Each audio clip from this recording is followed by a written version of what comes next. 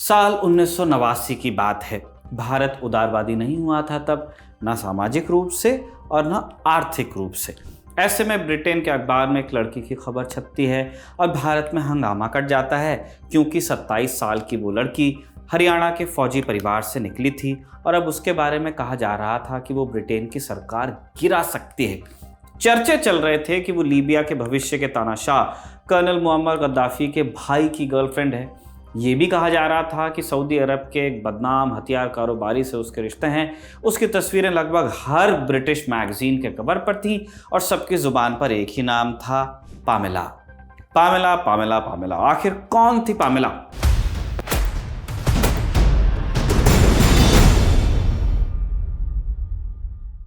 नमस्ते, मैं हूं निखिल और साल के आखिरी तारीख में 2023 के आज हम आपको सुनाएंगे ब्रिटेन के उस स्कैंडल की कहानी जिसके केंद्र में थी एक भारतीय लड़की।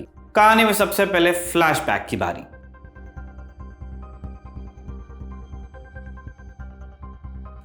मेजर महेंद्र सिंह 1962 की लड़ाई लड़े और वीरगति को प्राप्त हुए। उस वक्त उनकी एक 2 महीने की बेटी थी जिसका नाम बड़े शौक से उन्होंने पामेला रखा था।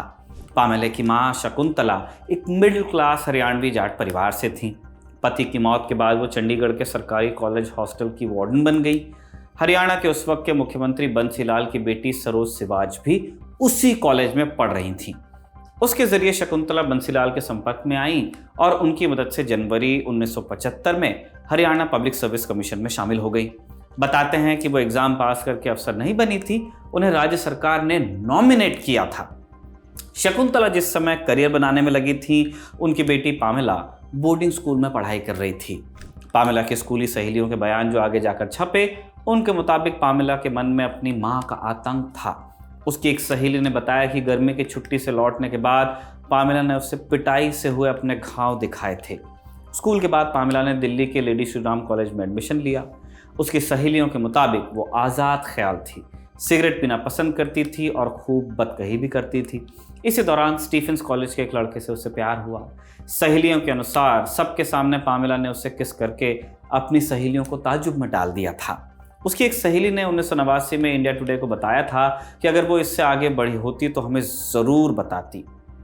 पामेला को लोगों को चौंकाने में मज़ा आता था। कॉलेज की उसकी सहेलियों के मुताबिक वो गलियों में खड़ी हो जाती और चिल्लाती, अरे मैं कॉन्ट्रासेप्टिव गोली खाना भूल गई, अब क्या होगा। उस जमाने के हिसाब से आप सोचिए कि बड़ा साहस चाहिए इस तरह की कोई बात कहने के लिए गली में।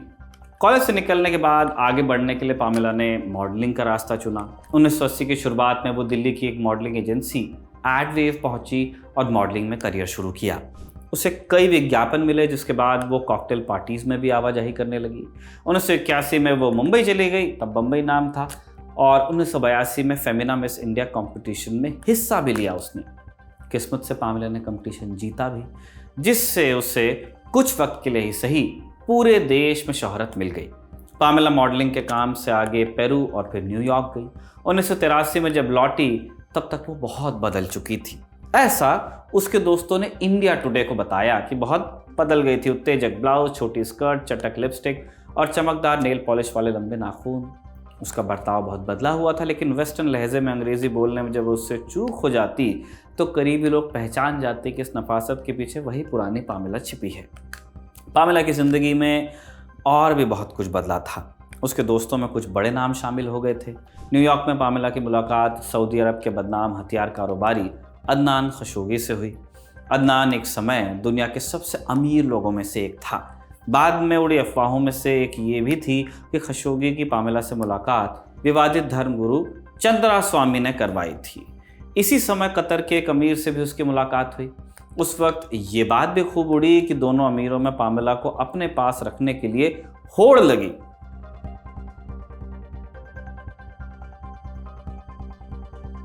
पामेला को दुनिया घूमनी थी।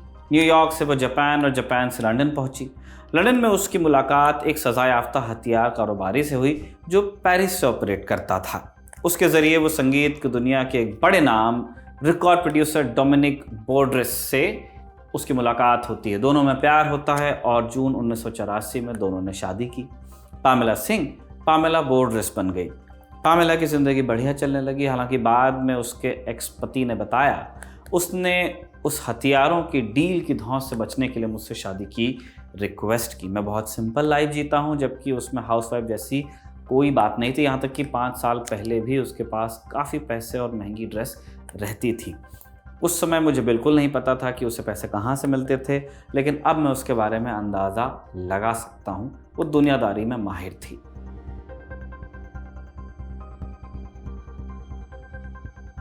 नई शादी से मिले ओहदे की बदौलत पामेला ने एक बार फिर अमीर और ताकतवर लोगों से मेलजोल बढ़ाने में अपना समय लगाया। इंडिया टुडे की तब की रिपोर्ट्स बताती हैं, बड़े लोगों में पैठ बनाने का उसका तरीका बहुत सीधा सा था। पामेला कंपनियों की बोर्ड रूम और हार्पर्स एंड क्वीन जैसी पत्रिकाओं में हाई प्रोफाइल डिनर पार्टियों के लिए स्वाद पारखी बावर्ची के तौर पर विज्ञापन देती और इस तरह लोगों से अपने कनेक्शंस को डेवलप करती। डेली मेल में उसका एक बयान छपा था कि पहले मैं ऐसे आदमी का फोटोग्राफ हासिल करती हूँ और उसके भीतर छुपे मर्द को तलाशती हूँ, फिर उसकी दिलचस्पियों के सिलसिले में और जानकारियाँ जुटाकर उन्हें अपने भीतर ढालने की कोशिश करती हूँ। शादीशुदा होते हुए भी पामेला ने बाकी मर्दों से संबंध बनाए। लंदन के एक नाइट क्लब पार्टी में ये पामेला द संडे टाइम्स के कुंवार एडिटर एंड्रयू नील से पहली बार मिली। हालांकि दोनों का रिश्ता लंबा चला नहीं। 3 महीने बाद ही नील ने उससे रिश्ता तोड़ लिया। जब नील ने ये बात पामेला को बताई कि वो अलग हो रहा है, गुस्से में उसने नील के कपड़े फाड़ दिए। नील के कंप्यूटर अखबार द ऑब्जर्वर के एडिटर हुआ करते थे डोनाल्ड ट्रेलफोर्ड। सिर्फ बदला लेने के मकसद से पामेला ने उनसे दोस्ती कर ली। इस दोस्ती की बदौलत उसे फायदा भी मिला। पामेला अब ब्रिटिश संसद के मालदार पुरुषों तक पहुंचना चाहती थी।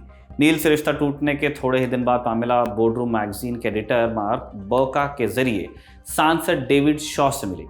शॉ ब्रिटेन की संसद से मिलने वाले अपने कोटे के 3 पासेस पहले ही बांट चुके थे, सो उन्होंने अपनी ही पार्टी के एक सांसद हेनरी बलिंघम से पामेला को पास देने को कहा ताकि वो एक रिसर्च में उनकी मदद कर सके। लेकिन इसके बाद पूरा मामला सुरक्षा घोटाले का बना। बात बाहर आई तो टोरी पार्टी के सीनियर नेताओं ने इसकी खूब आलोचना की। पामेला पर सवाल उठे, लेकिन न डोमिनिक बोर्ड्रेस उसके बचाव में आए और न ही सांसद मार्क बका ने उस वक्त इंडिया टुडे मैगजीन से कहा था, उसने मुझे ठग लिया। मैंने उस पर भरोसा किया, लेकिन उसने सांसदों से मिलवाने की गुजारिश करने से पहले अपने बारे में मुझे सब कुछ नहीं बताया। मई 1989 में डेली मेल में लिंडा डी पॉटर ने पामेला बोर्ड्रेस पर एक स्पेशल रिपोर्ट लिखी। उन्होंने लिखा, मैंने उसके साथ पिछले 2 हफ्ते गुजारे हैं और मुझे लगता है कि वो खुद के मुंह से ग्रस्त है। वो हद दर्जे की लंपट है और नैतिकता से उसका कोई लेना देना नहीं। पामेला केस की पहली झलक उस वक्त मिली जब एक मैगजीन ने एक बहुत बड़ा दावा किया कि पामेला बोर्ड्रेस नाम की लड़की 2 जिंदगियां जीती हैं, एक सत्तारूढ़ टोरी पार्टी के एक सांसद की रिसर्च असिस्टेंट के रूप में और दूसरी एक सेक्स वर्कर के रूप में। इससे ब्रिटिश सरकार से जुड़े कई बड़े नाम उजागर हुए जो पामेला के ग्राहकों में शामिल थे। इसमें सिर्फ टोरी सांसद ही नहीं, 2 ताकतवर हैसियत वाले एडिटर्स, इंटरनेशनल लेवल का हथियार डीलर, एक कैबिनेट मंत्री और एक प्रमुख लीबियाई खुफिया अफसर भी शामिल था। इसके बाद तो पामेला की ग्लैमरस तस्वीरों और मसालेदार दामों से सारी ब्रिटिश पत्रिकाएं बढ़ी गई। ब्रिटेन में वैसे भी वो बहुत स्कैंडल में बड़ा आनंद लेते हैं वो लोग। एक मैगजीन ने ये दावा कर दिया, स्कैंडलस, कि पामेला सामान्य दिन में 500 पाउंड और वीकेंड पर 2000 पाउंड में उसके एक रिपोर्टर के साथ समय बिताने को राजी हो गई थी। ब्रिटिश मीडिया ने जब इस स्कैंडल को अश्लील तरीके से पेश करना शुरू किया तो पामेला 7,50,000 पाउंड वाले शानदार पेंट हाउस को छोड़कर गुमनाम जगह पर रहने चली गई। शायद बात यहीं ख़त्म हो गई होती, लेकिन इसके बाद पामेला खुद तमाम राजों से पर्दा उठाने लगी। उसने अपने दोस्तों और हल्के अश्लील साहित्य लेखन में माहिर डेविड सलिवन से मुलाकात की और उनके ज़रिए ये कहलवा दिया कि वो ऐसे ऐसे हैरत अंगेज़ राज जानती है कि उन्हें उजागर कर दे तो ब्रिटेन की सरकार गिर जाएगी। क्योंकि ये सेक्स स्कैंडल का मामला था, इसलिए अखबारों ने इसे निचोड़ने में कोई कोताही बरती नहीं। आए दिन अखबार पामेला को लेकर नए खुलासे करने लगे। अखबार इवनिंग स्टैंडर्ड ने दावा किया कि पामेला के लीबियाई खुफिया संगठन के अधिकारी कर्नल मुअम्मर गद्दाफी के चचेरे भाई कर्नल अहमद गेद्दा फेद्दम से करीबी रिश्ते हैं। पामेला उनसे मिलने पेरिस और यहाँ तक कि पर्सनल प्लेन में त्रिपोली भी जाती रही। खबर यह भी उड़ी कि फ्लीट स्ट्रीट के अखबारों ने पामेला की लाइफ स्टोरी छापने के राइट्स के लिए 20 लाख पाउंड देने की पेशकश की थी। मैन ओनली मैगजीन ने पामेला के न्यूड पिक्चर्स के लिए उसे 7.5 लाख पाउंड की पेशकश की, लेकिन पामेला ने यह प्रस्ताव ठुकरा दिया। ये बात भी सामने आई कि वो बड़े बड़े आयोजनों का हिस्सा बनना चाहती थी, चाहे वो मीडिया मुगल रूपर्ट मर्डॉक की बीवी के नॉवेल लॉन्च का मौका हो या जॉर्ज बुश के अमेरिकी राष्ट्रपति बनने के बाद लंदन के अमेरिकी दूतावास में हुई पार्टी का। हिंदुस्तान में जब पामेला की खबरें छपी तो यहाँ भी अखबारों ने खूब उछाला। हालांकि इस खबर ने उनकी मां शकुंतला चौधरी को बहुत परेशान किया। उनका बयान एक अखबार ने छापा था, मैं उसे कुत्ते की जंजीर से पीटा करती थी। शकुंतला ने बताया कि बेटी के जिद्दी और बहके बर्ताव के चलते परिवार ने उससे 1982 में ही नाता तोड़ लिया था। आप पूछेंगे कि अब कहाँ है पामेला? जैसा ऐसे मामलों में होता ही है, स्कैंडल जब तक बिका तब तक छपा, फिर खबर बासी हो गई। पामेला की आखिरी खबर साल 2010 में आई थी। ब्रिटिश अखबार डेली मेल के अनुसार पामेला गोवा में रह रही थी।